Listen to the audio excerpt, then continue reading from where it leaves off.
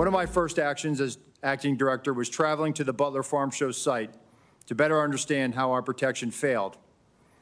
I went to the roof of the AGR building where the assailant fired shots, and I laid in a prone position to evaluate his line of sight.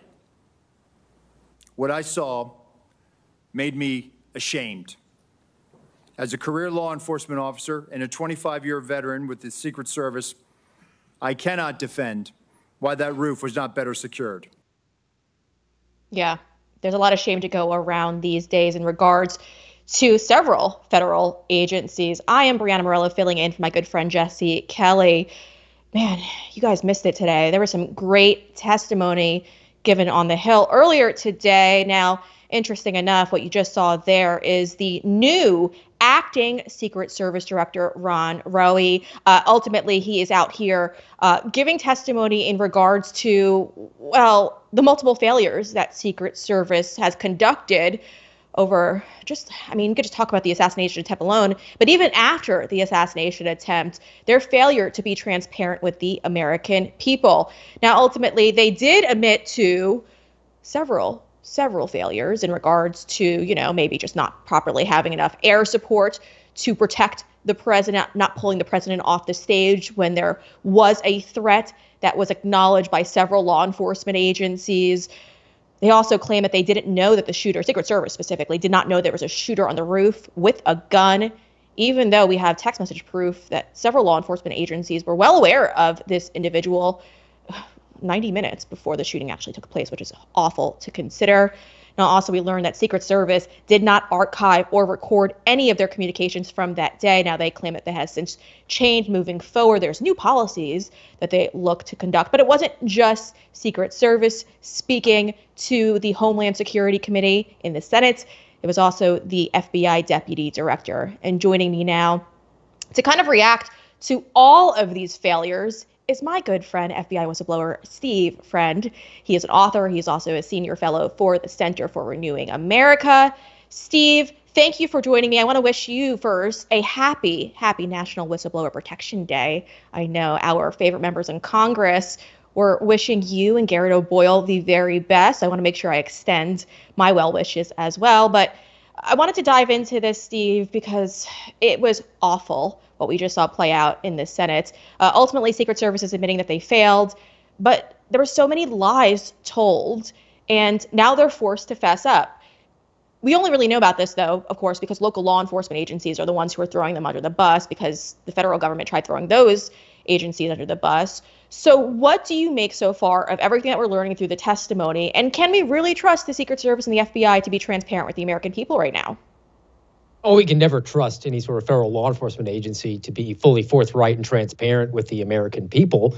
Look, they're even called out about this. It's a black hole whenever they go to whenever they conduct their investigations. They can't reveal sources and methods. They can't discuss an ongoing investigation. And even today, you have Paula Bates saying how they're going to investigate this matter as a domestic terrorism issue. Well, what could be the reason for that? Could there already have been a domestic terrorism investigation opened on this shooter? Or if not, they just opened one up and made it classified. So they can't discuss that going forward. It's always an effort to cover this up. And thank goodness these local cops here are doing what we saw from the House Judiciary Committee recently. And they've lost faith as well in these federal law enforcement agencies, particularly the FBI and Secret Service. And they're going to refuse to be thrown under the bus for these failures. There was a siloing of communications. Yes, the local cops knew about this, but the Secret Service didn't.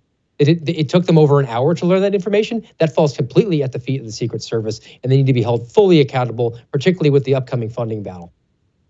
Yeah, and it's hard to believe that no one's been fired. I mean, we're way past 2 weeks out of this, and not a single person has been fired. We only have the resignation of the former director, but again, she willingly stepped away. Nobody fired her, and it really doesn't give us anything of substance at this point. It doesn't bring us any accountability, because now she's on the way out, so we've got to kind of deal with a new director who's just the acting director, and all it does is just add to the mess. But speaking of messes, I mean, last week we saw FBI Director Christopher Wray testifying in front of Congress, and he was literally fueling conspiracy theories by assuming or trying to say or suggest that President Trump may have not actually been shot in the head by a bullet. Take a listen. I think with respect to former President Trump, there's some question about whether or not it's a bullet or shrapnel that that hit his ear. So it's conceivable. Although, as I sit here right now, I don't know whether that bullet, in addition to causing the grazing, could have also landed somewhere else. But I believe we've accounted for all of the shots in the cartridges. So let us.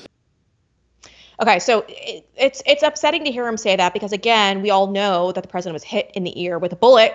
But it's not just him who's trying to create some type of doubts.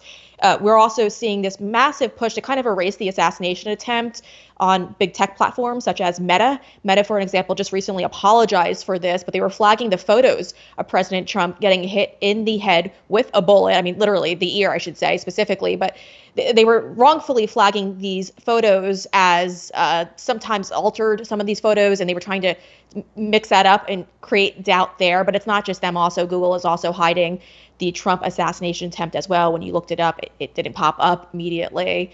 It's just, it feels like it's 2020 all over again, where you have the intel community and you have big tech stepping on the toes and trying to influence this election. Steve, what are you making of all of this? I share your sentiment, and thank you for connecting the dots here. Look, the FBI meddled in the last two presidential elections. In 2016, they opened up a fake counterintelligence investigation on then candidate and then eventually President Trump, using a fake dossier that was brought to them to open illegal FISA wiretaps, which they subsequently used those illegal FISA wiretaps to find out about another incident in 2020 when the ne'er-do-well son of the current president, Joe Biden, then candidate Joe Biden, they had the laptop and they found out that it was going to go to social media. So they told social media, hey, can you censor that for us? So Christopher Wray, being in charge of one of the members of the Intelligence Committee, for him to sit up there and obfuscate on the fact whether or not the projectile actually struck Donald Trump in the ear is laughable. This guy knew about the laptop. He knew that it was in FBI custody at the time that it was being questioned and reported on in the New York Post. He's a politically partisan guy. He hasn't changed, and the FBI isn't going to change in the foreseeable future. It's not just an issue, though, of leadership at the top. The entire apparatus has to be shattered into a million pieces and scattered into the dustbin of history. There is no coming back from this. Yeah, there is no coming back from this. Steve, we've got about 30 seconds. I wanted to get your quick reaction.